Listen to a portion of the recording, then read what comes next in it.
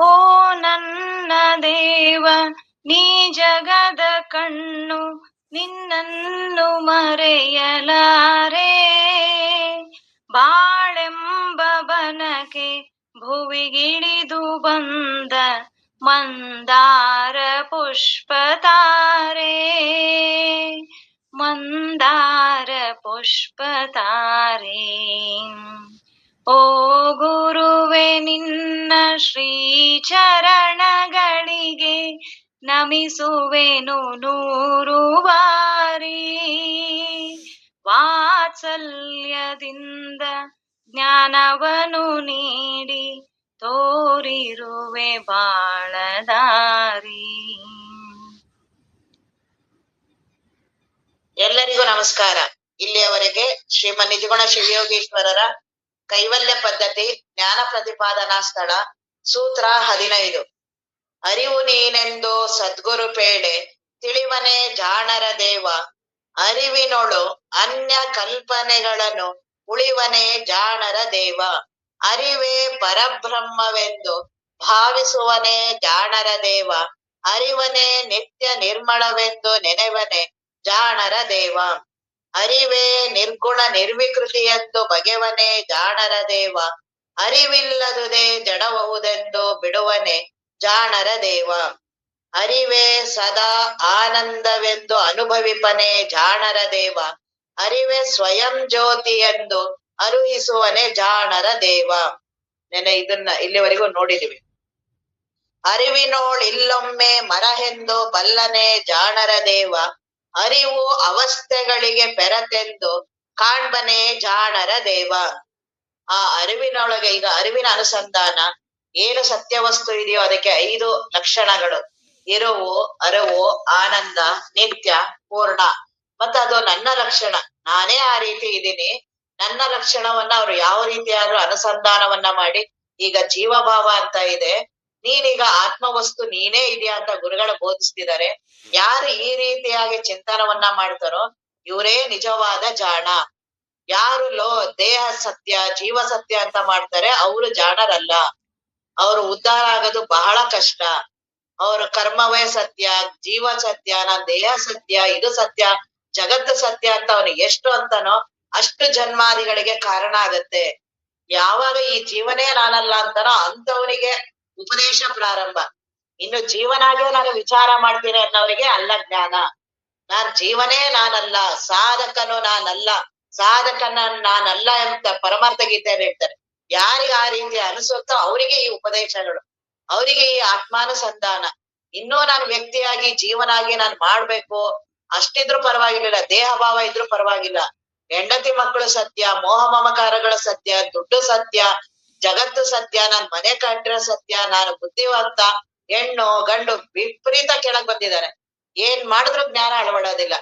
ಅವನೊಬ್ಬ ಕರ್ಮವನ್ನ ಮಾಡಿದ್ರೇನೆ ನನಗೆ ಬಹಳ ಆರಾಮು, ಜ್ಞಾನ ಇದನ್ ಮಾಡಿದ್ರೆ ನನಗೆ ಆರಾಮು, ಈ ರೀತಿ ಮಾಡಿದ್ರೆ ಆರಾಮು. ಬಹಳ ಕೆಳಗೆ, ಅವ್ರಿಗೆ ಜ್ಞಾನ ಹಿಡಿಯೋದು ಬಹಳ ಕಷ್ಟ. ಯಾರಿಗೆ ನಾನೇ ನಾನಲ್ಲ ನನಗೆ ಅಂತ ಬರೀ ಅನ್ಸಿದ್ರು ಸಾಕು, ಆ ರೀತಿ ಭಾವಿಸಿದ್ರೆ ಸಾಕು, ಹೌದು ಗುರುಗಳು ಹೇಳ್ತಿದ್ದಾರೆ ಅಂತ ಅಷ್ಟು ವಿಶ್ವಾಸ ಬಂದ್ರೆ ಸಾಕು, ಪಾರಾಗ್ತಾರೆ. ಯಾರು ನಾನು ಇರೋದೇ ನಾನು ಸತ್ಯ ಅಂತಿದ್ದಾನೋ ಬಹಳ ವಿಪರೀತ ಅಜ್ಞಾನ ಆಗಿದೆ. ವಿಪರೀತವಾಗಿ ಕೌದಿಗಳನ್ನ ಹಾಕೊಂಡ್ಬಿಟ್ಟಿದೆ. ಸೂರ್ಯನ ಬೆಳಕು ತಾನೇ ಇದೆ, ನಾನೀಗ ಕೌದಿ ಇವನ್ನೆಲ್ಲ ತೆಗೆದ ಮೇಲೆ ಇಲ್ಲ ಅಲ್ಲ. ಯಾವಾಗಲೂ ಆತ್ಮ, ಯಾವಾಗ್ಲೂ ಬ್ರಹ್ಮ ವಸ್ತುವಿನ ಅನುಭವ ಇದೆ.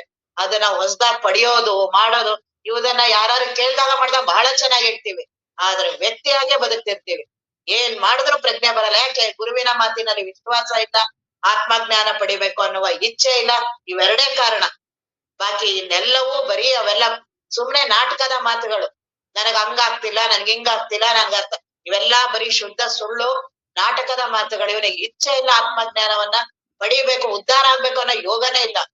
ಗುರುಗಳು ಎಲ್ಲವೂ ಅನುಕೂಲ ಮಾಡಿದ್ದಾರೆ, ಜಗತ್ತು ಅನುಕೂಲ ಮಾಡಿದೆ, ಬದುಕು ಅನುಕೂಲ ಮಾಡಿದೆ ಆತ್ಮಜ್ಞಾನವನ್ನ ಪಡೆಯೋದಿಕ್ಕೆ. ಅದನ್ನ ಯಾವ್ದಾವ್ದಕ್ಕೋ ತೊಡಗಿಸಿ ಏನೇನೋ ಮಾಡಿ ಎಲ್ಲೆಲ್ಲೋ ಅದನ್ನ ಸರಿಯಾದ ರೀತಿ ಜ್ಞಾನ ಚಿಂತನವನ್ನ ಮಾಡದೆ ಅದ್ರಲ್ಲೇ ತೊಳಲಾಡಿ ಜನ್ಮ ಎಷ್ಟೊತ್ತು ಹೋಗೋದು, ಸಾವು ಬರೋದು ಯಾವ ಕ್ಷಣದಲ್ಲಿ ಬರುತ್ತೆ, ಒಂದೇ ಒಂದು ಸೆಕೆಂಡ್ ಅನ್ನೋದು ಈ ಕಾಲದ ದೃಷ್ಟಿಯಿಂದ ಅದು ಬಂತು. ಎಲ್ಲಿ ಹೋಗ್ತೀಯೋ ಏನ್ ಮಾಡ್ತೀಯೋ ಒಂದೂ ಪ್ರಜ್ಞೆ ಇಲ್ಲ. ಆದ್ರೆ ನಾನು ಏನ್ ಬಹಳ ಪ್ರಜ್ಞಾವಂತನಾಗಿ ಬದುಕ್ತೀನಲ್ಲ, ಯಾರು ಕೇಳಿದ್ರೆ ಏನ್ ಆತ್ಮೋಪದೇಶ ಬ್ರಹ್ಮ ಏನು ಮಹಾತ್ಮರೇ ಮಾತಾಡಲ್ಲ. ಯಾರು ಏನಾರು ಒಂದ್ ಸ್ವಲ್ಪ ಸಂಶಯ ಕೇಳಿದ್ರೆ ಸಾಕು, ಏನ್ ಉತ್ತರ ಹೇಳಕ್ ಎಷ್ಟು ಬೇಗ ಹೋಗ್ತೀನಿ ನಾನು. ನನ್ನ ಬದುಕು ಮೊದಲು ಇದೆಯಾ, ಮೊದಲು ಆತ್ಮಜ್ಞಾನ ಪಡೆಯೋನು ಮೊದಲು ತನ್ನನ್ನ ನೋಡ್ಬೇಕು. ನಾನು ಹೇಗ್ ಬದುಕ್ತಿದ್ದೀನಿ ಅಂತ ನನ್ನನ್ನ ನಾನ್ ಕನ್ನಡಿ, ನನ್ನನ್ನ ನಾನ್ ನೋಡೋದಿಲ್ಲ. ಆ ಅಹಂಕಾರನೇ ಏನಿದೆ ತನ್ನನ್ ಬಿಡುತ್ತೆ, ಊರಿನ ಜಗತ್ತನ್ನೆಲ್ಲ ಮಾತಾಡುತ್ತೆ. ಏನು 3 ಕಾಸಿನ ಪ್ರಯೋಜನ ಆಗೋದಿಲ್ಲ, ದುಃಖಿಯಾಗಿ ಹೋಗ್ತೀಯ. ಎಲ್ಲಾರ್ನೂ ನೋಡಿದ್ಯಾ ನೀನು, ನಿನ್ನ ತಂದೆ ತಾಯಿನ ನೋಡಿದ್ಯಾ, ಎಲ್ಲಾರ್ನೂ ನೋಡಿದ್ಯಾ, ಎಲ್ಲ ಗೊತ್ತಿದೆ. ಏನೂ ಗೊತ್ತಿಲ್ಲ ಅಲ್ಲ, ಅರೆ ಮರಳೋರು ಗೊತ್ತಿದ್ದು ನಾಟಕ ಮಾಡೋದು, ಗೊತ್ತಿದ್ದು ಹೌದು ಹೋಗುತ್ತೆ ಅಂತೆಲ್ಲ ಹೇಳ್ಬೇಕಾರೆ ಏನ್ ಎಷ್ಟು ಚೆನ್ನಾಗಿ ಹೇಳ್ತೀವಿ ಎಲ್ಲರಿಗೂ ಉಪದೇಶನ. ಹೌದು ಇದೊಂದಿನ ಆಗತ್ತೆ ಬಿಡಿ, ಅವ್ರು ಹೋಗ್ಲಿ ಮಾಡ್ಲಿ. ತಂದೆ ತಾಯಿಗಳೆಲ್ಲ ಹೋದ್ರೆ ಅವ್ರ ಬಗ್ಗೆ ಏನು ಅನ್ಸಲ್ಲ. ಅದೇ ಹೆಂಡತಿ ಮಕ್ಳಿಗಾದ್ರೆ ಆಗತ್ತಲ್ಲ, ತಂದೆ ಪರವಾಗಿಲ್ಲ, ಅವ್ರು ಬೇಗ ಸತ್ರೆ ಪರವಾಗಿಲ್ಲ, ಯಾರು ಅವ್ರ ಸೇವೆ ಮಾಡಕ್ಕಾಗತ್ತೆ. ಎಷ್ಟು ಮನುಷ್ಯ ಕ್ರೂರಿ ಇದಾನೆ ಅಂದ್ರೆ ತಂದೆ ತಾಯಿಗೆ ಒಂದು ಭಾವನೆ. ಅದೇ ಹೆಂಡತಿ ಮಕ್ಕಳು ಗಂಡ ಅವ್ರು ಎಂತವ್ರಾರಿರ್ಲಿ ಅವ್ರದ್ದು ಮಾಡ್ತೀವಿ ಸೇವೆನ, ಅವ್ರದ್ದು ಕಷ್ಟನೇ ಅನ್ಸಲ್ಲ. ತಂದೆ ತಾಯಿದ್ ಮಾಡೋದ್ ಬಹಳ ಕಷ್ಟ ಅನ್ಸುತ್ತೆ. ಎಷ್ಟು ಕ್ರೂರಿ ನಮ್ಮ ಮನಸ್ಸೆ, ನಾವೇ ಸಂಶೋಧನೆ ಮಾಡೋದು. ಎಷ್ಟು ಕೆಳಗೆ ನನ್ನ ಮನಸ್ಸು ಇಳಿದಿದ್ಯಲ್ಲ, ನೀನ್ ದೇವನ ಚಿಂತನೆ ಮಾಡಕ್ ಪುರ್ಸೋತಿದ್ರೆ ತಾನೆ. ತಂದೆ ತಾಯಿ ವಯಸ್ಸಾಗಿದೆ, ಅವ್ರ ಸೇವೆ ಮಾಡ್ಬೇಕು, ಆಗಲ್ಲ. ಯಾವಾಗ ಅವ್ರು ಹೋಗ್ತಾರೋ ಸಾಕು, ದೇವ್ರಗಳ್ನ ಗುರುಗಳನ್ನ ಎಲ್ಲಾರ್ನೂ ಬೇಡ್ಕೊತಾ ಇದ್ದೀನಿ. ಏನ್ ಬಹಳ ದೊಡ್ಡ ಸಾಧಕನ ಏನದು, ಅವ್ರನ್ನ ಸೇವೆ ಮಾಡೋದು ಬಿಟ್ರೆ ಏನ್ ಬ್ರಹ್ಮಜ್ಞಾನಕ್ಕೆ ಚಿಂತನೆಗೆ ಇಡ್ತೀಯ ಬದುಕನ? ಏನಿಲ್ಲ. ಮಗಳಿಗೆ, ಗಂಡನ್ಗೆ, ದುಡ್ಡಿಗೆ, ಸಮಾಜಕ್ಕೆ ಇವಕ್ಕೆ ಇಡ್ತೀಯ. ತಂದೆ ತಾಯಿದು ಮಾತ್ರ ಬಹಳ ನಿನಗೆ ಅನ್ಸುತ್ತೆ. ಅವ್ರು ವೇಸ್ಟ್, ಅವರಿಂದ ಏನೂ ಉಪಯೋಗ ಇಲ್ಲ. ಯಾರ ಕೈ ಹಿಡಿದು ಯಾರು ಜೀವನವನ್ನ ಬದುಕನ್ನ ನನಗೆ ರೂಪಿಸಿದ್ರೋ ಅವ್ರು ಈಗ ನನಗೆ ವೇಸ್ಟ್, ಅವರಿಂದ ಈಗ ನನಗೇನೂ ಉಪಯೋಗ ಇಲ್ಲ, ಅವ್ರು ವೇಸ್ಟ್. ಅವ್ರ ಸತ್ ಮೇಲೆ ಏನು ಕಾರ್ಯಗಳು? 1 ಲಕ್ಷ 1.5 ಲಕ್ಷ, ಒಂದು ದಿನ ಅವ್ರನ್ನ ಸೇವೆ ಮಾಡ್ಲಿಲ್ಲ ಅವ್ರಿದ್ದಾಗ ಅವ್ರು ಸತ್ರೆ ಸಾಕು ಅಂತ ಇದ್ದಿದ್ದು. ಅವ್ರ ಸತ್ತ ಮೇಲೆ ಏನು ಕಾರ್ಯ, ಏನು ವೈಭೋಗ, ಏನು? ಜನ ಎಲ್ಲ ಅಂತಾರೆ ಈ ತರ ಮಾಡ್ಲೇಬೇಕು, ಈ ರೀತಿ ಕರ್ತವ್ಯ ಮಾಡ್ಲೇಬೇಕು. ಸಾವಿಗೆ 1.5 ಲಕ್ಷ ಖರ್ಚು ಮಾಡೋದನ್ನ ಬಹಳ ಆಶ್ಚರ್ಯ. ಯಾರಿಗೆ ಮರಳು ಮಾಡೋದು? ಜಗತ್ತಿಗೆ ಮರಳು ಮಾಡೋದು, ನಿನಗ್ ನೀನ್ ಮಾಡ್ಕೊಳ್ಳೋದು. ಎಲ್ಲ ಜನರಿಗೆಲ್ಲ ಒಳ್ಳೆಯವ್ರು ಅನಿಸ್ಕೋಬೇಕು. ಏನು ಅವ್ರ ತಂದೆದ ಕಾರ್ಯ ಮಾಡಿದ್ರು, ಎಷ್ಟು ಚೆನ್ನಾಗ್ ಮಾಡಿದ್ರು, ಅದ್ ಮಾಡ್ಲೇಬೇಕು. ಅದು ತುಂಬಾ ನಮ್ ಜಾತಿಲಿ ಅದನ್ನ ಮಾಡ್ಲೇಬೇಕು. ಒಂದು ದಿನ ತಂದೆಗೆ ಸೇವೆ ಮಾಡ್ಲಿಲ್ಲ, ಒಂದು ದಿನ ತಾಯಿ ಸೇವೆ ಮಾಡ್ಲಿಲ್ಲ, ಒಂದು ದಿನ ಅವ್ರನ್ನ ಏನೂ ಮಾಡ್ಲಿಲ್ಲ. ಅವ್ರು ಸತ್ತಾಗ ಏನು ವೈಭೋಗ? ಆ ಕಾರ್ಯಗಳನ್ನ ಮಾಡ್ಲಿಲ್ಲ ಅಂದ್ರೆ ಅದ್ರದ್ದು ಹೆದರಿಕೆ ಎಲ್ಲ ಎಲ್ಲ ಜನ ಹೊಗಳ್ಬೇಕು, ಜನ ಏನು ಅನ್ಬಾರ್ದು. ಜನಕ್ಕೆಲ್ಲ ನಾನು ತೋರ್ಸ್ಬೇಕು. ಎಷ್ಟು ನಾಟಕದ ಮನಸ್ಸು! ಬಹಳ ಇಂಥ ಮನಸ್ಸಿಗೆ ಅಧ್ಯಾತ್ಮ ಎಲ್ಲಿ ಹಿಡಿಯುತ್ತೆ? ಕರ್ತವ್ಯ ಕರ್ಮಗಳೇ ಸತ್ಯ, ಇದು ಸತ್ಯ.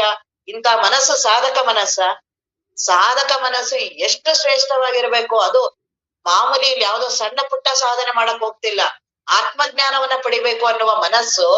ಇಂಥ ಕೆಳಗಡೆ ಇರುವ ಮನಸ್ಸು. ಅದಕ್ಕೆ ಪುರಂದರದಾಸರೆಲ್ಲ ಹೇಳ್ತಾರೆ, ನನಗೆ ನಗೆಯೂ ಬರುತ್ತಿದೆ ಹಗರಣವ ಮಾಡುವುದ ಕಂಡು, ಜಗದ ಜನರ ಹಗರಣವ ಕಂಡು ನಗೆಯೂ ಬರುತ್ತಿದೆ.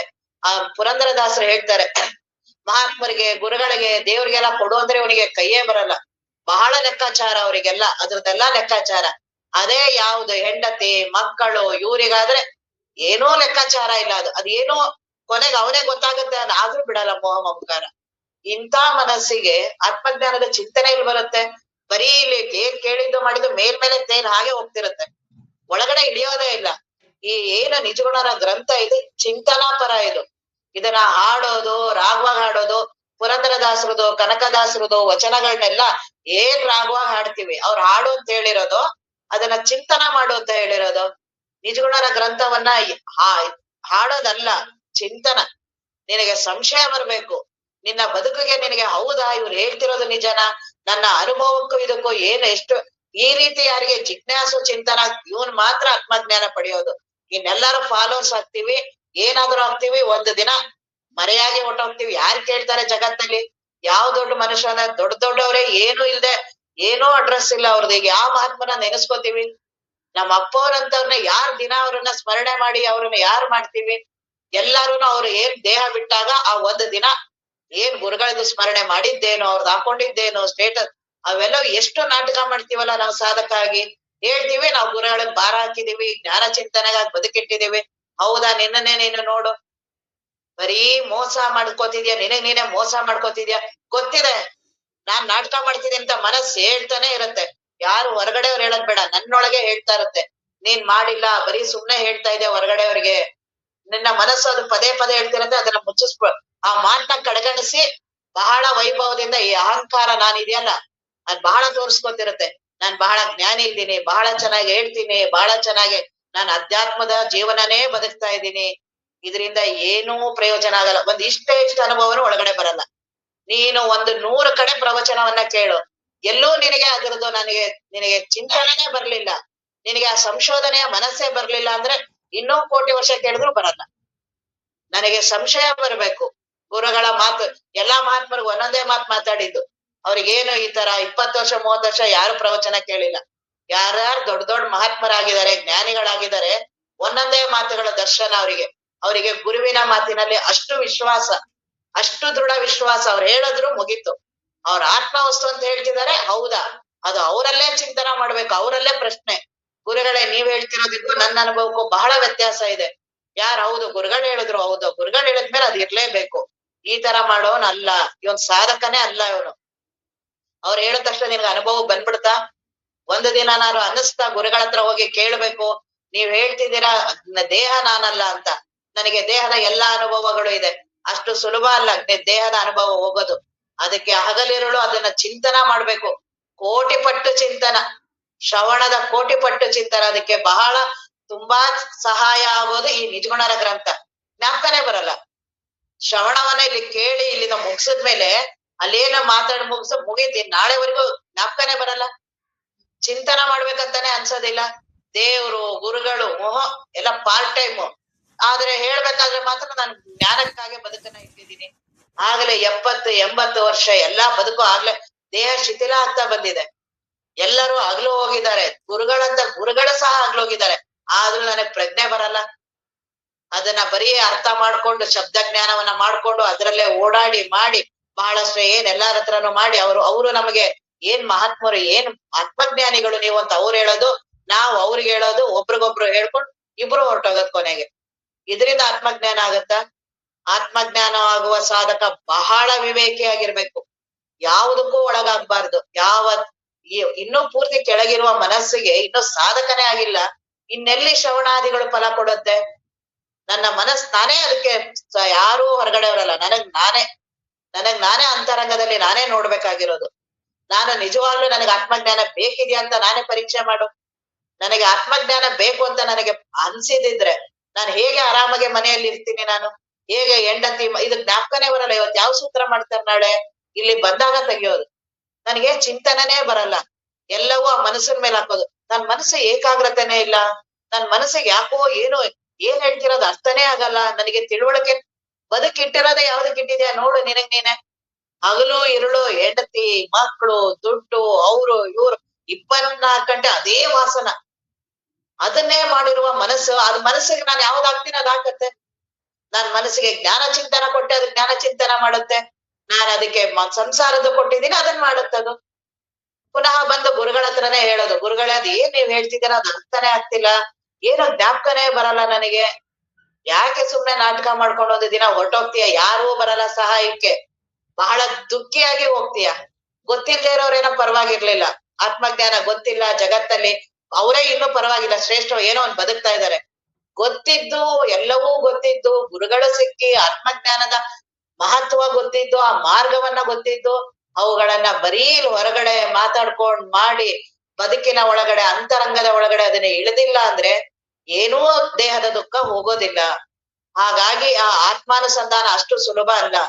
ಆ ಎಲ್ಲಾ ಮಹಾತ್ಮರು ಮನೆ ಬಿಟ್ಟು ಹೋದ್ರು, ನಾವ್ ಇಲ್ಲೇ ಕುತ್ಕೊಂಡು ಆರಾಮಾಗಿ ಅದ್ರದ್ದು ನಿಜ್ಕೊಂಡಿರೋದೆಲ್ಲ ಕಲ್ತಿ ಜಾಣನು ಲೌಕಿಕ ಪಾರಮಾರ್ಥಿಕ ಎರಡನ್ನೂ ಕೂಡಿ ಮಾಡಿ ಬಹಳ ಖುಷಿ.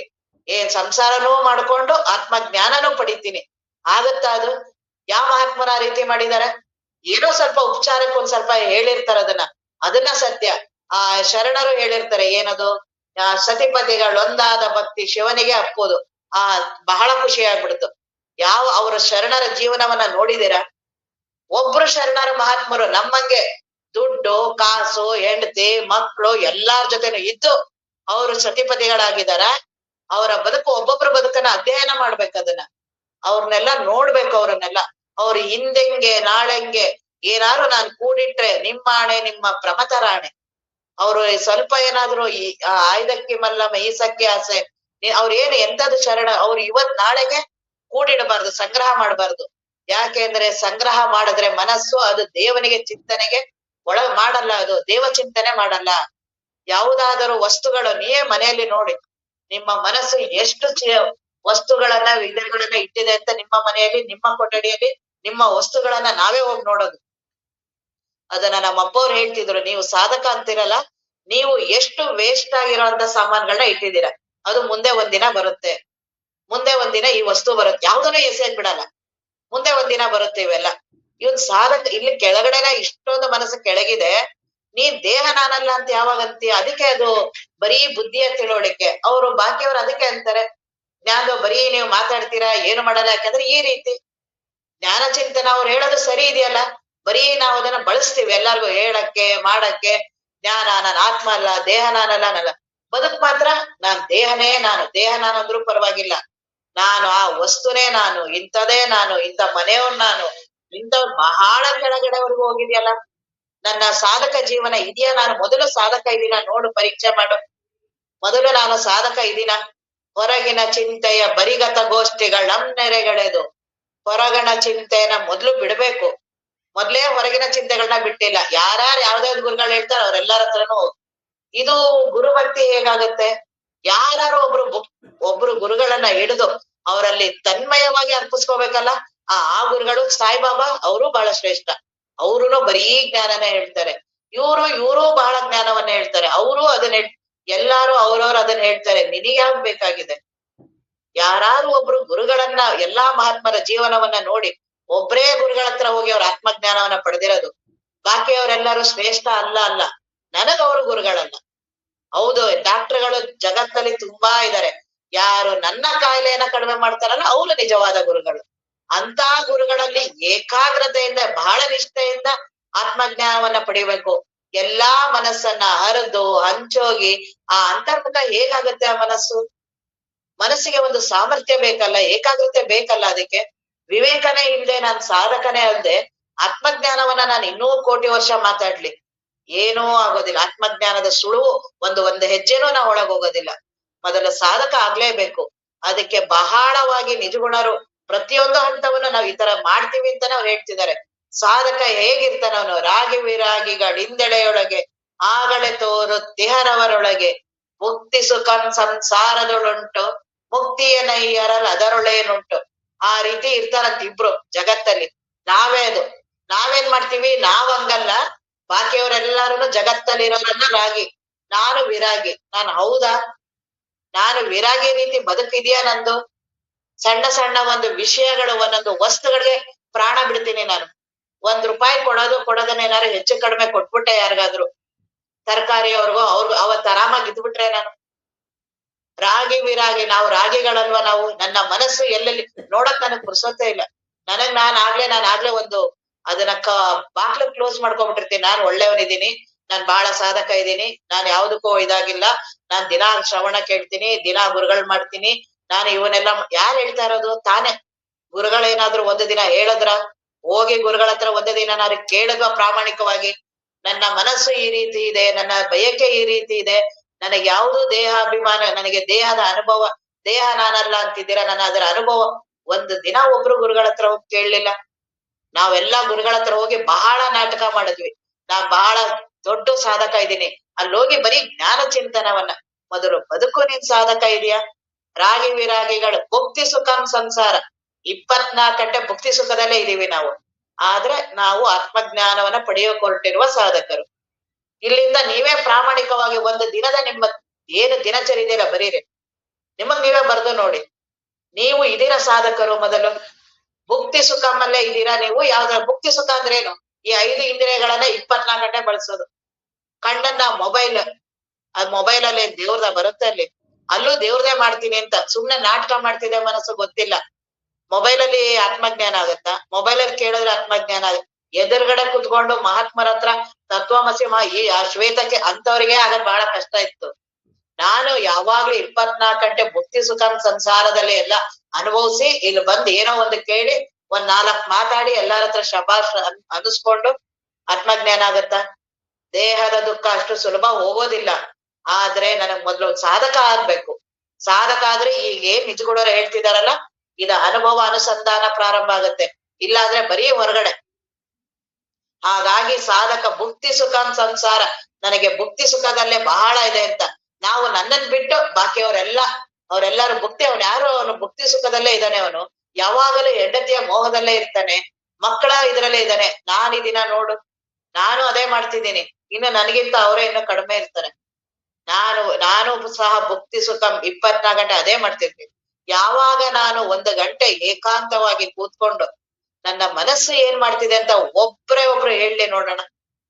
ನಾನು ಇವತ್ತು ಕೂತ್ಕೊಂಡು ನಾನು ಸಾಧನ ಮಾಡಿದೆ. ನಾನು ಏಕಾಂತವಾಗಿ ಏನೋ ನನಗೆ ದೇಹದ ಬಾನ ಬರ್ಲಿಲ್ಲ, ಮನಸ್ಸಿನ ಬಾನ ಬರ್ಲಿಲ್ಲ, ನನಗೆ ಅಹಂಕಾರದ ಬಾನ ಬರ್ಲಿಲ್ಲ, ನನಗೆ ಆತ್ಮವಸ್ತುವನ್ನ ನಾನು ಇವತ್ತು ಅನುಸಂಧಾನ ಮಾಡಿದೆ ಅಂತ ಒಬ್ರು 850 ಕೋಟಿಯಲ್ಲಿ ಒಬ್ಬ ಸಿಕ್ಕ್ರೆ ಸಾಕು.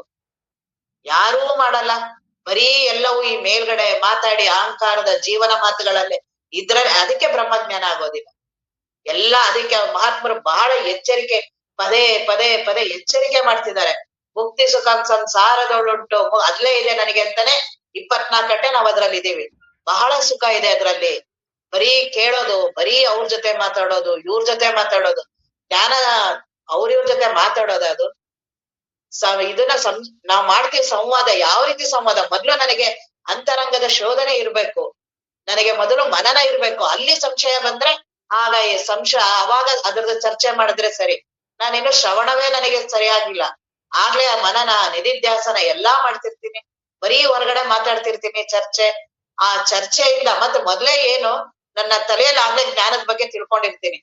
ಜ್ಞಾನ ಅಂದ್ರೆ ಈ ಪ್ರಶ್ನೆಗೆ ಈ ಉತ್ತರ, ದೇಹ ನಾನಲ್ಲ ಅಂದ್ರೆ ಏನು, ಇದಕ್ಕೇನು, ಈ ಪ್ರಶ್ನೆಗೆ ಈ ಉತ್ತರ ಪ್ರಶ್ನೆಗಳನ್ನೆಲ್ಲ ಮೊದ್ಲೇ ರೆಡಿ ಮಾಡಿರ್ತೀನ. ಎದುರುಗಡೆ ಇರೋರು ಅದೇ ಉತ್ತರ ಹೇಳಿದ್ರೆ ನನಗ್ ಖುಷಿ. ಅವ್ರು ಅದನ್ನ ಹೇಳ್ಲಿಲ್ಲ, ಅವ್ರಿಗೆ ಗೊತ್ತಿಲ್ಲ ಆತ್ಮಜ್ಞಾನದ ಬಗ್ಗೆ. ಅವ್ರಿಗೆ ಇನ್ನೂ ಕೇಳ್ಬೇಕು. ಇದು ಸಾಧಕನ ಲಕ್ಷಣ ಇದೆಯಾ? ನನ್ನೊಳಗೆ ನಾನು ಯಾರು ಸಂಶೋಧನೆಗೆ ತೊಡಗ್ತೀನೋ ಅವರು ಆತ್ಮಜ್ಞಾನಿಗಳಾಗೋದು. ಇಲ್ಲ ಅಂದ್ರೆ ಆತ್ಮಜ್ಞಾನಿಗಳಾಗೋದಿಲ್ಲ. ಬೇರೆ ಏನೇನೋ ಆಗ್ಬೋದು, ಆತ್ಮಜ್ಞಾನ ಒಂದು ಸ್ಫುರಿಸೋದಿಲ್ಲ.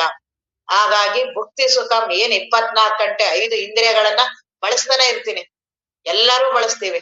ಯಾರ್ಯಾರು ಇದನ್ನ ಎಷ್ಟು ನಾನು ಹೊರಮುಖವಾಗಿ ಬಳಸ್ತೀನೋ ಅಷ್ಟು ಆ ವಾಸನೆಗಳು ಜಾಸ್ತಿ ಆಗತ್ತೆ. ಬೆಂಕಿಗೆ ತುಪ್ಪ ಸುರಿದಂಗೆ ವಿಪರೀತ ದುಃಖಿ ಆಗ್ತೀನಿ.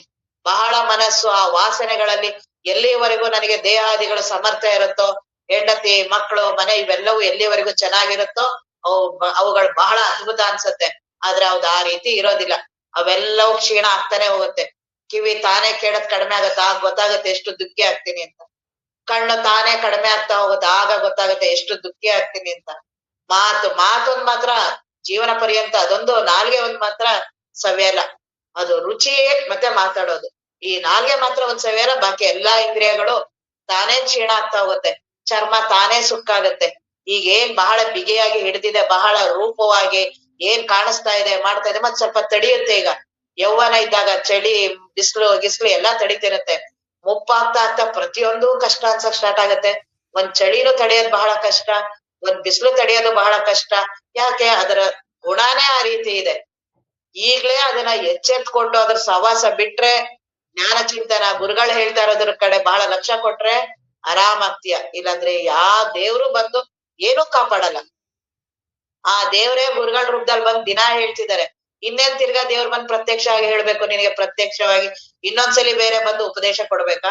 ಗುರುಗಳೇ ನೀವು ಕರುಣೆ ಮಾಡಿ. ಗುರುಗಳ ಕರುಣೆಯಿಂದನೇ ಆತ್ಮಜ್ಞಾನದ ಪ್ರವಚನ ಸಿಕ್ಕಿರೋದು, ಗುರುಗಳ ಕರುಣೆಯಿಂದನೇ ಎಲ್ಲವೂ ಸಿಕ್ಕಿರೋದು. ಅನ್ನೋದು ಅದನ್ನೇ ಮಾಡೋದು. ಏನಾಗತ್ತೆ? ಜನ್ಮಾದಿಗಳು ಎಲ್ಲಿ ಹೋಗ್ತೀರಾ ಗೊತ್ತಿಲ್ಲ. ಸುಮ್ನೆ ಇಲ್ಲೆಲ್ಲ ಕಲ್ಪನೆ ಮಾಡ್ಬೋದು. ನಾನು ಮುಂದೆ ಹಂಗಾಗ್ಬೋದು, ಇಲ್ಲೆಲ್ಲ ಇಷ್ಟ ಕೇಳಿದೀನಿ ಅಂದ್ರೆ ಹಾಗಾಗ್ಬೋದು, ನನ್ಗಿಂಗ. ಇವೆಲ್ಲಾ ನಿನ್ನ ಕಲ್ಪನೆಗಳು. ಪ್ರಾರಬ್ಧ ಕರ್ಮ ತೀವ್ರವಾಗಿದೆ. ಅದು ಎಂತವ್ರು ಸಹ ಏನ್ ಬೇಕಾದ್ರೂ ಮಾಡ್ಬಿಡತ್ತೆ. ಅಂತ ಪಾಂಡವರನ್ನ ವನವಾಸಕ್ಕೆ ಈಡು ಮಾಡಿತು. ಅವ್ರೇನ್ ಸಾಮಾನ್ಯರಿಲ್ಲ. ಅವ್ರು ದೇವರ ಎಲ್ಲ ಈ ಪಾಶುಪದಾಸ್ತ್ರವನ್ನ ಪಡೆದಂತಹ ಅರ್ಜುನ, ಭೀಮ ಏನ್ ಅವ್ರೇನ್ ಸಾಮಾನ್ಯರ? ಯುಧಿಷ್ಠರ ಜೀವನ ಪರ್ಯಂತ ಸತ್ಯವನ್ನ ನುಡಿದಿರೋಂಥವ್ರು. ಅದು ಒಂದು ದಿನ ಒಂದು ಅರ್ಧ ಗಂಟೆ ನುಡಿಬೇಕು ಅಂತ ಪ್ರಯತ್ನ ಮಾಡಿ ಎಷ್ಟು ಕಷ್ಟ ಇದೆ ಅಂತ. ಅಂತಹ ದೊಡ್ಡ 5 ಜನರು ಬಹಳ ದೊಡ್ಡ ಮಹಾತ್ಮರು ಅವರು. ಏನು ಪಂಚ ಪಾಂಡವರು ಇದ್ರು, ಶ್ರೀಕೃಷ್ಣ ಮಹಾತ್ಮ ಅವತಾರಿ ಪುರುಷರ ಅಂತರ ಸನ್ನಿಧಾನದಲ್ಲಿ ಇದ್ದಂತವ್ರು. ಆ 5 ಜನರು ಆದ್ರೆ ಅವರಿಗೆ ಏನು ವನವಾಸ ತಪ್ಸಕ್ಕಾಯ್ತಾ? ಅವರು ಸಹ ತಪ್ಸಕ್ಕಾಗ್ಲಿಲ್ಲ. ಯಾಕೆಂದ್ರೆ ಪ್ರಾರಬ್ಧನೆ ಅಷ್ಟು ತೀವ್ರತೆ. ಮಹಾತ್ಮ ಕೃಷ್ಣ ಪರಮಾತ್ಮ ಇದ್ರು ಅವರಿಗೂ ತಪ್ಸಕ್ಕಾಗ್ಲಿಲ್ಲ. ಆದರೆ ಅದನ್ನ ಅವರು ತಪಸ್ಸಿನ ರೂಪ ಮಾಡಿದ್ರಲ್ಲಿ. ಹಾಗೆ ನನ್ನ ಜೀವನವನ್ನ ಈಗ ಎಲ್ಲವೂ ಇಂದ್ರಿಯಾದಿಗಳೆಲ್ಲವೂ ಸಶಕ್ತ ಇದ್ದಾಗ, ಮನಸ್ಸು ಸಶಕ್ತ ಇದ್ದಾಗ ಆತ್ಮಜ್ಞಾನದ ಚಿಂತನೆಗೆ ಬಳಸ್ಬೇಕು. ಆತ್ಮಜ್ಞಾನಕ್ಕಾಗಿ, ಗುರುವಿನ ಭಕ್ತಿಗಾಗಿ, ದೇಹಾದಿಗಳ ಇಂದ್ರಿಯಾದಿಗಳನ್ನ ಜ್ಞಾನ ಚಿಂತನೆಗಾಗಿ ಬಳಸ್ಬೇಕು. ಅದನ್ನ ಬರೀ ಬುದ್ಧಿಯ ತಿಳುವಳಿಕೆಗೆ, ಬರೀ ನಾನ್ ಬಹಳ ದೊಡ್ಡ ಸಾಧಕ ಮಹಾತ್ಮ ಈ ತರ ಇದ್ರೆ ಏನೂ ಪ್ರಯೋಜನ ಆಗಲ್ಲ. ಅವರೆಲ್ಲರೂ ಹಿಂದೆ ನಮ್ಗೆ ಮಾತಾಡ್ತಿರ್ತಾರೆ. ಸುಮ್ನೆ ಇಲ್ಲೆಲ್ಲ ಬರೀ ಮಾತಾಡ್ತಾನೆ, ಹಿಂದ್ಗಡೆ ನೋಡಿದ್ರೆ ಬಹಳ ಹೆಂಡತಿಯ ಮೋಹಾದಿಗಳಲ್ಲಿ ಮನೆ ಇದ್ರಲ್ಲೆಲ್ಲ ಮುಳುಗೆ ಇದ್ದಾನೆ. ಅವರೇ ಹಿಂದೆ ಮಾತಾಡ್ತಿರ್ತಾರೆ, ಎದುರುಗಡೆ ಮಾತ್ರ ಬಹಳ ಚೆನ್ನಾಗಿ ಎಷ್ಟು ಚೆನ್ನಾಗಿ ಬ್ರಹ್ಮಜ್ಞಾನವನ್ನ ಹೇಳಿದ್ರಿ, ಇವತ್ ತುಂಬಾ ಚೆನ್ನಾಗಿ ಹೇಳಿದ್ರಿ ಅಂತೆಲ್ಲ ಹೇಳ್ಬಿಟ್ಟು ಹೋಗ್ತಾರೆ.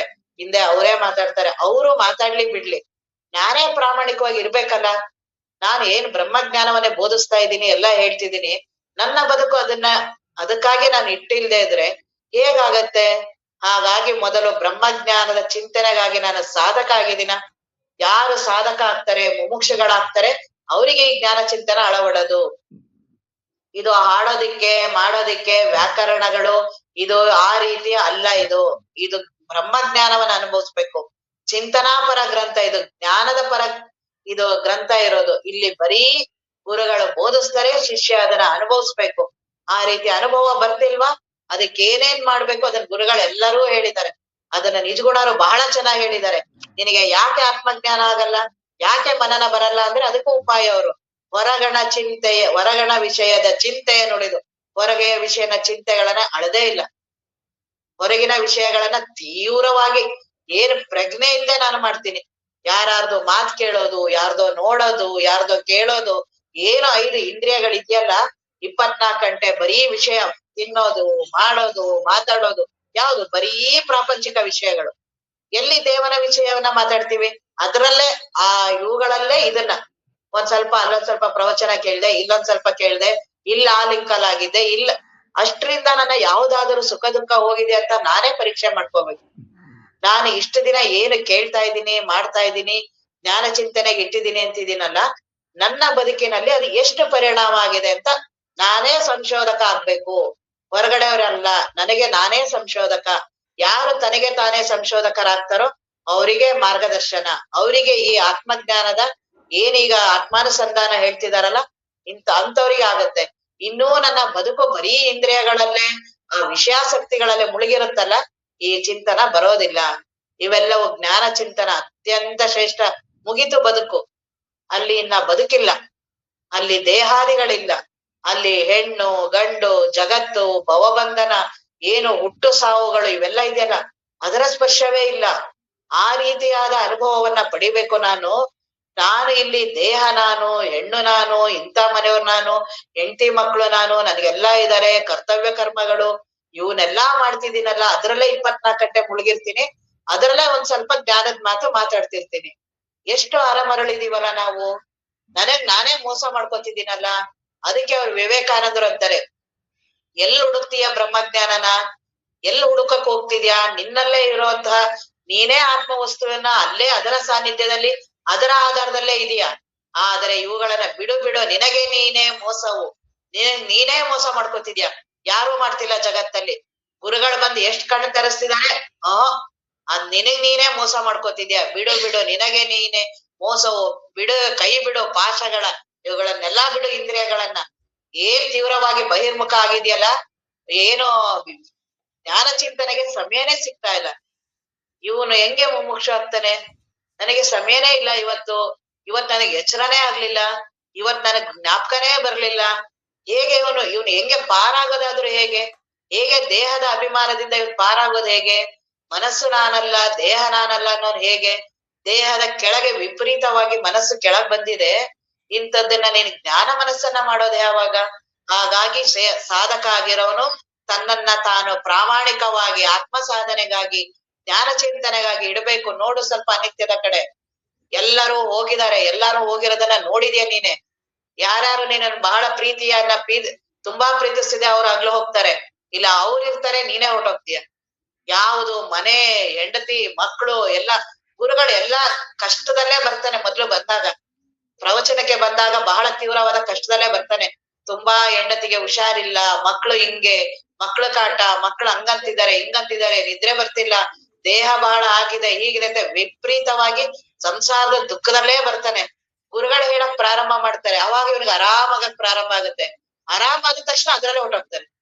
ಇನ್ನ ಗುರುಗಳು ಬರ್ತಾನೆ, ಬರೋದಿಲ್ಲ ಅಲ್ಲ, ಸ್ವಲ್ಪ ಸ್ವಲ್ಪ ಮೇಲ್ಮೇಲೆ ಇವತ್ತೊಂದ್ ಸ್ವಲ್ಪ ಬರಕ್ಕಾಗಲ್ಲ, ಇವತ್ತೊಂದ್ ಸ್ವಲ್ಪ ನಿಧಾನ ಕೇಳೋಣ, ಕೇಳ್ಬೇಕಾದ್ರೆ ನಂಗೆ ಯಾಕೋ ಇವತ್ ನಿದ್ರೆ ಬರ್ತಿದೆ, ಯಾಕೋ ನನಗೆ ಚಂಚಲತೆ, ಇವತ್ ಯಾವ ಸೂತ್ರ ಇದೆ ಜ್ಞಾಪಕನೇ ಬಂದಿಲ್ಲ.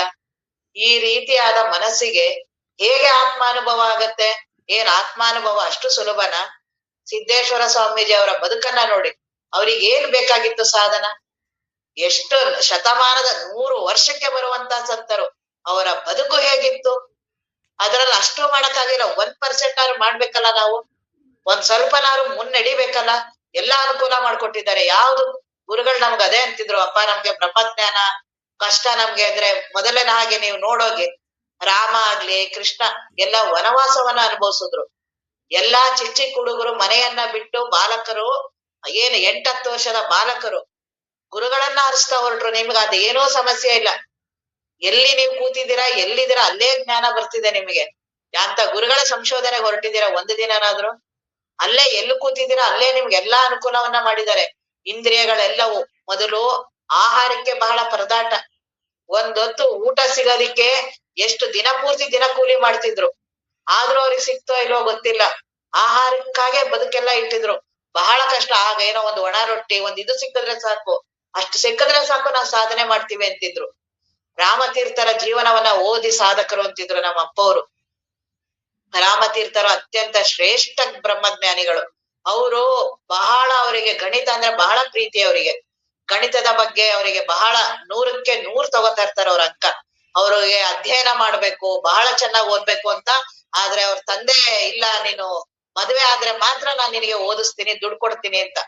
ಅವರು ನನಗೆ ಬೇಡ, ನನಗೆ ಅಧ್ಯಯನ ಮಾಡ್ಬೇಕು, ನನಗೆ ಬಹಳ ಅಧ್ಯಯನ ಮಾಡ್ಬೇಕು ಅಂತ. ಅವ್ರ ತಂದೆ ಇಲ್ಲ ಇಲ್ಲ ನಾನ್ ನೋಡ್ಕೋತೀನಿ, ನೀನೇನಿಲ್ಲ, ನೀನು ಏನಾದ್ರೂ ಮದ್ವೆ ಆಗ್ತೀನಿ ಅಂತ ಒಪ್ಕೊಂಡ್ರೆ, ಆಗ ಬಾಲ್ಯ ವಿವಾಹ ಬಹಳ ಇತ್ತು, ನೀನು ಒಪ್ಕೊಂಡ್ರೆ ಮಾತ್ರ ನಾನ್ ನಿನಗೆ ವಿದ್ಯಾಭ್ಯಾಸಕ್ಕೆ ನಿನಗೆ ಸಹಾಯ ಮಾಡ್ತೀನಿ ಅಂತ.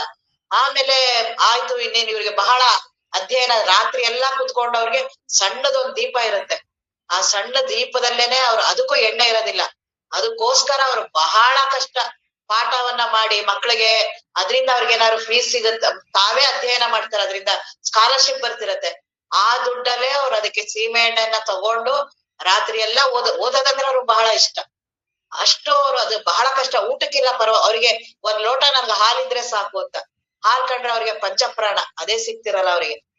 ಆ ಸ್ಕಾಲರ್ಶಿಪ್ ಎಲ್ಲ ಬರುತ್ತೆ ಅವ್ರಿಗೆ, ಅದ್ರಲ್ಲೇನೆ ಅವರು ಅಧ್ಯಯನ ಮಾಡೋದು, ಏನೋ ಮಾಡೋದು. ಅವಾಗ ಅವ್ರು ಮದ್ವೆ ಆಗಿದ್ರೆ ಮಾತ್ರ ಸಹಾಯ ಮಾಡ್ತೀನಿ ಅಂತ ಆಗ್ಲಿ, ಅದಕ್ಕೋಸ್ಕರ ಅಂತ ಅವ್ರು ಆಗ್ತಾರೆ. ಕೊನೆಗೆ ಅವ್ರ ತಂದೆ ಕೈ ಎತ್ಬಿಡ್ತಾರೆ, ನೀನ್ ಮಾಡ್ಕೊಂಡಿರೋದು ನಿನ್ ಹೆಂಡ್ತಿನ ನೀನ್ ಸಾಕ್ಬೇಕು, ನಾನೇನ್ ಮಾಡ್ಲಿ ಅಂತ. ಬಹಳ ಅವರಿಗೆ ತಾಪ ಆಗತ್ತೆ. ಏನು ಮಾಡಕ್ಕಾಗಲ್ಲ, ದುಡ್ಡಿಲ್ಲ ಏನಿಲ್ಲ, ಅಧ್ಯಯನ ವಿಪರೀತ ಅಧ್ಯಯನದ ಭಯಕ್ಕೆ ಅವ್ರಿಗೆ ದಾಹ. ಅವ್ರಿಗೆ ರಾತ್ರಿ ಎಲ್ಲ ನಿದ್ರೆ ಮಾಡಲ್ಲ ಅವ್ರು, ಯಾಕೆಂದ್ರೆ ಬರೀ ಅಧ್ಯಯನ ಮಾಡ್ಬೇಕು. ಆ ಜ್ಞಾನ ಚಿಂತನವನ್ನು ಅವ್ರಿಗೆ ಬರೀ ಅವ್ರು ಅಂತಿರ್ತಾರೆ, ನನಗೆ ಏನೋ ಬೇಡ, ಒಂದೇ ಒಂದ್ ಲೋಟ ಹಾಲಿದ್ರೆ ಸಾಕು, ಅಷ್ಟಕ್ಕೆ ಸಾಕು ಅವ್ರೆ. ಅದಕ್ಕೋಸ್ಕರ ಅವರು ಎಲ್ಲವನ್ನೂ ತ್ಯಾಗ ಮಾಡಕ್ ರೆಡಿ ಇರ್ತಾರ. ಅವ್ರು ಎಷ್ಟೋ ಕಿಲೋಮೀಟರ್ ನಡೀತಿರ್ತಾರ, ಆ ದುಡ್ಡಿದ್ರೆ ಸಾಕು, ಆ ದುಡ್ಡಲ್ಲಿ ನಾನು ಇವತ್ತು ಆ ಚಿಮಣಿನ ಹಚ್ಕೊಂಡು ನಾನು ಅಧ್ಯಯನ ಮಾಡ್ಬೇಕಂತ. ಈ ರೀತಿಯಾಗಿ ಎಲ್ಲರೂ ಮಹಾತ್ಮರಾಗಿದ್ದಾರೆ. ನಮಗ ಆ ರೀತಿ ಯಾವ್ದಾದ್ರು ಕಷ್ಟ ಇದೆಯಾ? ಆ ರೀತಿ ಏನಾದ್ರೂ ಜೀವನ ಇದೆಯಾ ನಮಗೆ? ಎಲ್ಲಾ ಸುಖ ಸೌಲಭ್ಯಗಳು ಇದೆ. ಮುಖ್ಯವಾಗಿ ಬಹಳ ದಾರಿದ್ರ್ಯ ಯಾವುದು ಅಂದ್ರೆ ದುಡ್ಡು ಮತ್ತೆ ಬಟ್ಟೆ. ಅವೆರಡೂ ಅನುಕೂಲತೆ ಇದೆಯಲ್ಲ. ದುಡ್ಡು ಅಲ್ಲ ಸಾರಿ ಆಹಾರ, ಊಟ ಯಾರಿಗಿಲ್ವೋ ಅವನು ಬಡವ. ಏನೋ ಒಂದೆರಡು ತುಂಡು ಬಟ್ಟೆ ಅವನು ಬಟ್ಟೆ ಇಲ್ಲ ಅಂದ್ರೂ ಪರವಾಗಿಲ್ಲ, ಆಹಾರ ತುಂಬಾ ಮುಖ್ಯ. ಅದು ಎಲ್ಲರಿಗೂ ಇದೆ ನಮಗೆ. ಆದ್ರೆ ಜ್ಞಾನ ಚಿಂತನ, ಅದಕ್ಕೆ ನಮ್ಗೆ ಅದಷ್ಟ್ರ ಬಗ್ಗೆ ಉಡಾಪೆ. ಜ್ಞಾನವನ್ನ ಇವತ್ತಾಗಲ್ಲ ಬಿಡು, ನಾಳೆ ಮಾಡೋಣ, ನಾಳೆ ಇದ್ದೇ ಇರುತ್ತೆ ಅದೇ ಪ್ರವಚನ, ಅದೇ ಹೇಳ್ತಾರೆ, ಹೋಗೋಣ ಆರಾಮಾಗ ಮುಕ್ತಿ ಸುಖ ಸಂಸಾರದೊಳುಂಟು. ಎಲ್ಲಾರು ನೆಂಟ್ರು ಬಂಧು ಬಳಗ ಎಲ್ಲ ಇವತ್ ಬಂದಿದ್ದಾರೆ, ಇವತ್ ಪ್ರವಚನಕ್ಕೆ ಹೋಗಕ್ ಸಮಯ ಇಲ್ಲ. ನಾನು ಮಾತಾಡೋದ್ ಮಾತ್ರ ಬ್ರಹ್ಮ ಆತ್ಮ ದೇಹ, ನಾನೆಲ್ಲ ಮಾತಾಡೋದು. ಜೀವನ ಮಾತ್ರ ಈ ರೀತಿ ಇದೆ. ಅದಕ್ಕೆ ಅವರೆಲ್ಲಾರು ಅಂತಾರೆ, ಬರೀ ನಿಮ್ದು ಬಾಯಿ ಮಾತು ಯಾಕಂತಾರೆ ಅಂದ್ರೆ ನಾವು ಹಾಗೆ ನಡ್ಕೋತೀವಿ. ನಿಜವಾಗ್ಲೂ ಆ ರೀತಿ ಇದೀವ ನಾವು? ಜ್ಞಾನ ಸಾಧಕರಾಗಿದೀವ? ಹಾಗಾಗಿ ಜ್ಞಾನ ಸಾಧಕರಾಗುವವರು ಬಹಳ ಪ್ರಾಮಾಣಿಕ ಇರಬೇಕು ಸಾಧಕ. ಹಾಗಾಗಿ ಆ ಜ್ಞಾನ ಚಿಂತನ ಅಷ್ಟು ಸುಲಭವಾಗಿ ಬರಲ್ಲ. ಮೊದಲು ಸಾಧಕ ಜೀವನವನ್ನ ಪ್ರತಿನಿತ್ಯ ಅದನ್ನ ಗುಡಿಸ್ಬೇಕು. ಹೇಗೆ ಮನೆಯನ್ನ ಪ್ರತಿನಿತ್ಯ ಬೆಳಗ್ಗೆ ಎದ್ದು ಗುಡಿಸಿ ಬಾಗ್ಲು ರಂಗೋಲಿ ಹಾಕಿ ಎಲ್ಲ ಹೇಗ್ ಮಾಡ್ತೀವೋ, ಪ್ರತಿದಿನಾನು ನಾನು ಆ ಮುಮುಕ್ಷ ಪ್ರತಿದಿನ ಗುರುವಿನ ಧ್ಯಾನ, ನಾನು ಇವತ್ತು ಎಷ್ಟು ಹೊರಗಿನ ವಿಷಯಗಳನ್ನ ಕಡಿಮೆ ಮಾಡ್ಕೊಂಡೆ, ನನಗ್ ನಾನೇ ಪರೀಕ್ಷೆ ಮಾಡ್ಕೋಬೇಕು. ಹೊರಗಿನ ವಿಷಯದ ಚಿಂತೆಯನ್ನುಳಿದು ಬರಿಗತ ಗೋಷ್ಠಿಗಳು, ಬರಿಗತ ಗೋಷ್ಠಿ ಮಾಡ್ತೀರೋ ಅದಕ್ಕೆ ನೀನೇ ನೋಡ್ಕೋಬೇಕು. ಯಾರು ಬರಲ್ಲ ಸಹಾಯ, ನೀನೇ ನೋಡ್ಕೊ. ನಾನ್ ಇವತ್ತು ಇಷ್ಟೊಂದೆಲ್ಲ ಜ್ಞಾನದ ಅದು ಇದೆಲ್ಲ ಮಾತಾಡದ್ನಲ್ಲ, ನನ್ನೊಳಗೆ ಏನ್ ಪರಿವರ್ತನೆ ಆಗಿದೆ, ನಾನ್ ಬರೀ ಮಾತಾಡ್ತಿದ್ದೀನೋ, ನಿಜವಾಗ್ಲೂ ನಾನು ಆ ಅನುಭವವನ್ನ ಪಡೆಯೋದಿಕ್ಕೆ ಪ್ರಯತ್ನ ಮಾಡ್ತಿದ್ದೀನೋ, ಇಲ್ಲ ನಾನು ಅನುಭವದಲ್ಲೇ ಇದ್ದೀನೋ. ಈ ರೀತಿ ಯಾರು ಮಾಡ್ತಾರೆ ಇಂಥವ್ರು ಮಾತ್ರ ಉದ್ಧಾರ ಆಗೋದು. ಬರಿಗತ ಗೋಷ್ಠಿಗಳು, ಏನ್ ಟಿವಿ ಮೊಬೈಲ್ ಅವರಲ್ಲೆಲ್ಲ ಬರೋದೇನು ಬಹಳ ಬ್ರಹ್ಮಜ್ಞಾನದ ವಿಷಯಗಳ. ಎಲ್ಲಾರ ಜೊತೆ ಮಾತಾಡ್ತಿರ್ತೀವಲ್ಲ ಮನೆಯಲ್ಲಿ, ಯಾವಾಗ್ಲೂ ಅವ್ರ ಜೊತೆ ಆಗ್ಲಿ ಹೊರಗಡೆಯವ್ರ ಜೊತೆ ಮಾತಾಡ್ತಿರ್ತೀವಲ್ಲ, ಅವೆಲ್ಲ ಬರಿಗತ ಗೋಷ್ಠಿಗಳು, ಇಲ್ಲ ಜ್ಞಾನ ಚಿಂತನನು. ಮತ್ತೆ ಅದು ಜ್ಞಾನ ಚಿಂತನ ಅಂತ ಬಹಳ ಮೋಸ ಮಾಡ್ತಿರತ್ತೆ ನನ್ ಮನಸ್ಸೆ. ಅದನ್ನ ನಾನೇ ಪರೀಕ್ಷೆ ಮಾಡ್ಕೋಬೇಕು. ಇವತ್ತು ನಾನು ಏನ್ ಮಾತಾಡುತ್ತಲ್ಲ ಅದರಿಂದ ನನ್ನ ದೇಹಾಭಿಮಾನ ಎಷ್ಟು ಕಡಿಮೆ ಆಯ್ತು, ನನ್ನ ಮೋಹ ಮಮಕಾರ ಎಷ್ಟು ಕಡಿಮೆ ಆಯ್ತು, ನಾನೇ ನೋಡ್ಕೋಬೇಕು. ಬರಿಗತ ಗೋಷ್ಠಿಗಳಂ ನೆರೆಗಳೆದು ನಿಜ ವೈರಾಗ್ಯದ ಬಲವೆಡೆಗೆಡದೆ. ಈ ರೀತಿಯಾದ ನಿನಗೆ ವೈರಾಗ್ಯ ಬರ್ಲಿಲ್ಲ, ಮುಂದಿನ ಸಾಧನ ಅಳವಡಲ್ಲ. ನಿಜ ವೈರಾಗ್ಯದ ಬಲವೆಡೆಗೆಳದೆ ಸುಜನರ ಗೋಷ್ಠಿಗಳಂ ಸೆಲೆ ಬಿಡದೆ. ಸುಜನರು ಅಂದ್ರೆ ಮಹಾತ್ಮರು. ಅಂತ ಮಹಾತ್ಮರ ಸಾನ್ನಿಧ್ಯವನ್ನ ಹಗಲಿರುಳು ಮಾಡ್ಬೇಕು. ಯಾವಾಗ್ಲೂ ಹಗಲಿರುಳು ಮನಸ್ಸು ಅದಕ್ಕಾಗಿ ಪರಿತಾಪ ಮಾಡ್ತಿರ್ಬೇಕು. ಸಂಸಾರವನ್ನ ಎಷ್ಟೇ ಮಾಡು, ಒಂದು ಕೈಯಲ್ಲಿ ಅದನ್ನ ಹಿಡ್ದಿರ್ಬೇಕು, ಬಲವಾಗಿ ಜ್ಞಾನ ಚಿಂತನವನ್ನ, ಗುರುಗಳನ್ನ, ಆತ್ಮಜ್ಞಾನವನ್ನ, ಸತ್ಸಂಗವನ್ನ ಬಲವಾಗಿ ಹಿಡ್ದಿರ್ಬೇಕು. ಎರಡು ಕೈಯೂ ಯಾವಾಗ್ಲೂ ಇರ್ಬೇಕು. ಆದ್ರೆ ಸಂಸಾರ ಇರೋದ್ರಿಂದ ಒಂದ್ ಕೈ ಅಲ್ಲಿ ಹೋಗ್ಬೇಕು. ಯಾವಾಗ ಅದನ್ನ ಮುಗಿಸಿ ವಾಪಸ್ ಎರಡು ಕೈನು ಗುರುಗಳು, ಜ್ಞಾನ, ದೇವರಿಗಾಗಿ ಆ ಚಿಂತನಕ್ಕಾಗಿ ಇಟ್ರೆ ಆಗಿಟ್ರುನು ಆತ್ಮಜ್ಞಾನ ಆಗದೆ ಬಹಳ ತಪ್ಪಿಸ್ಕೊಳ್ಳೋದು ಬಹಳ ಇದೆ. ಏನ್ ಜಡಭರತ ಕತೆ, ಆ ಕತೆ ಈ ಕತೆ ಎಲ್ಲಾರ್ದು ಹೇಳ್ತೀವಿ. ಅಂತಂತ ವೈರಾಗ್ಯ ಪುರುಷರಿಂದನೇ ನುಸುಳೋಯ್ತು ಆತ್ಮಜ್ಞಾನ. ನಾನು ವಿಪರೀತವಾಗಿ 24 ಗಂಟೆ ಮೋಹ ಮಮಕಾರಗಳಲ್ಲಿ ಭುಕ್ತಿ ಸುಖದಲ್ಲೇ ನಾನು ಕಳೆದು ಆತ್ಮಜ್ಞಾನದ ಮಾತಾಡ್ತಿದ್ದೀನಿ ಅಂದ್ರೆ ನನಗೆ ನಾನೇ ಮೋಸವು. ಹಾಗಾಗಿ ಆ ರೀತಿಯಾಗಿ ಮಾಡದೆ ಬರಿಗತ ಗೋಷ್ಠಿ ನಿಜ ವೈರಾಗ್ಯದ ಬಿಡದೆ ಸುಜನರ ಗೋಷ್ಠಿಗಳಂ ಸೆಲೆ ಬಿಡದೆ ತಡೆಯದೆ ಸುವಿಚಾರ ತಾನೇ ಬರಕ್ ಸ್ಟಾರ್ಟ್ ಆಗುತ್ತೆ. ನೀನ್ ಎಷ್ಟು ಹೊರಗಡೆ ಇಂದ್ರಿಯಗಳನ್ನ ಬಳಸ್ತಿರ್ತೀಯೋ ಸುವಿಚಾರ ಬರಲ್ಲ. ಯಾವಾಗ ನಿನ್ನ ಮನಸ್ಸು ಯಾವಾಗ ಸ್ವಲ್ಪ ಶಾಂತವಾಗುತ್ತೋ, ಏಕಾಗ್ರತೆ ಆಗುತ್ತೋ, ಆಗ ಅದಕ್ಕೆ ವಿವೇಕ ಪ್ರಾರಂಭ ಆಗುತ್ತೆ. ಇಲ್ಲ ಅಂದ್ರೆ ವಿವೇಕ ಬರೋದಿಲ್ಲ. ಆಗ ತಾನೇ ತಡೆಯದೆ ಸುವಿಚಾರದ ತಾನೇ ವಿಚಾರ ಬರಕ್ ಪ್ರಾರಂಭ ಆಗುತ್ತೆ. ತಡೆಯದೆ ಸುವಿಚಾರದ ಬಸಿತವ, ಅದೇ ವಿಭೂತಿ ಅಂದ್ರೆ ಅದೇ ಬಸಿತವನು ಪಿಡಿದ ಬುದ್ಧಿ ಎನಿಪ ಮುಖರು. ಆಗ ಬುದ್ಧಿ ತಾನೇ ಸ್ವಚ್ಛವಾಗ್ತಾ ಹೋಗುತ್ತೆ. ಯಾರು ವಿಷಯಾದಿಗಳಲ್ಲಿ ಇಂದ್ರಿಯಗಳನ್ನ ಬಳಸ್ತಾರೋ ಅವರ ಬುದ್ಧಿ ಕಲುಷಿತ ಇರುತ್ತೆ, ಏನೇನೋ ತೋರಿಸುತ್ತೆ, ಏನೇನೋ ಮಾಯಲ್ಲಿರುತ್ತೆ. ಯಾರು ಜ್ಞಾನ ಚಿಂತನೆಯನ್ನ ಮಾಡ್ತಾರೋ ಅವರ ಬುದ್ಧಿ ಬಹಳ ಪ್ರಕಾರ ಪಿಡಿದ ಬುದ್ಧಿ ಎನಿಪ ಮುಖರವನ್ನು. ಆಗ ತಾನೇ ಕೈಯಲ್ಲಿ ಹೆಂಗೆ ಮಾಣಿಕ್ಯ ಹಿಡಿದ್ರೆ ತಾನು ಕಾಣಿಸುತ್ತ ಮಾಣಿಕ್ಯ ನೋಡಕ್ ಕಷ್ಟ ಆಗತ್ತ, ಹಾಗೆ ಆತ್ಮಜ್ಞಾನ ತಾನೇ ಸ್ಫುರಿಸ ಪ್ರಾರಂಭ ಆಗತ್ತೆ. ಈ ರೀತಿಯಾದ ಸಾಧಕ ಜೀವನವನ್ನ ನಾವು ಪ್ರತಿದಿನ ಮಾಡ್ತಾನೆ ಇರ್ಬೇಕು. ಪ್ರತಿದಿನ ನನ್ನನ್ನ ನಾನು ಸಂಶೋಧನೆ ನನಗ್ ನಾನು ಮಾಡ್ಕೊತಾ ಇರ್ಬೇಕು. ನಾನು ಹೌದಾ, ನಾನು ವಿಷಯಾದಿಗಳಲ್ಲಿ ನಾನು ಎಷ್ಟು ಇವತ್ತು ತನ್ಮಯ ಆಗಿದ್ದೆ, ಎಷ್ಟು ರಾಗಾದಿಗಳಲ್ಲಿ ನಾನು ಮಾಡಿದ್ದೆ. ಈ ರೀತಿ ಮಾಡ್ತಾ ಈ ಆತ್ಮಾನುಸಂಧಾನವನ್ನ ಮಾಡಿದ್ರೆ ಮಾತ್ರ ಅದರ ಅನುಭವವು ಬರುತ್ತೆ. ಪುನಃ ನಾಳೆ ನೋಡೋಣ. ಓಂ ಪೂರ್ಣಮದ ಪೂರ್ಣಮಿದಂ ಪೂರ್ಣಾತ್ ಪೂರ್ಣಮುದಚ್ಯತೆ ಪೂರ್ಣಸ್ಯ ಪೂರ್ಣಮಾದಾಯ ಪೂರ್ಣಮೇವಾವಶಿಷ್ಯತೆ. ಓಂ ಶಾಂತಿ ಶಾಂತಿ ಶಾಂತಿ.